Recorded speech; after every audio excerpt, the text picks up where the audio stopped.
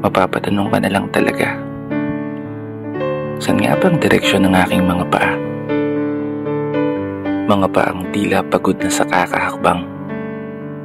Mga paang ngimay na sa kada tapak sa baitang ng hagdan. Isang hagdan na magdadala sa akin patungo sa isang palapag na pinapangarap ko. Mapapagod pero hindi susuko. Magpapahinga pero hindi hihinto. Para sa pamilya at para sa pangarap, palaging pipiliin na magpatuloy.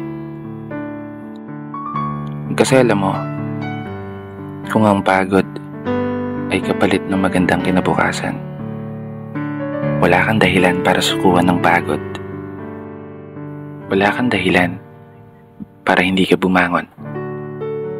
Wala kang dahilan para tuluyang magpalamon sa pagod na magbibigay sa iyo ng mga hamon at pagsubok na susukat sa iyong katatagan at kagustuhang makaahon, kagustuhang umasenso at kagustuhang magtagumpay at tuluyang makamtan yung magandang buhay na gusto mong mapasakamay.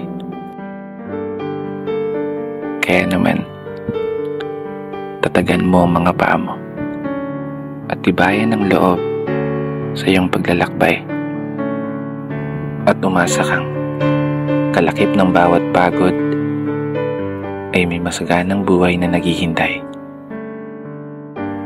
Sige, umusad ka.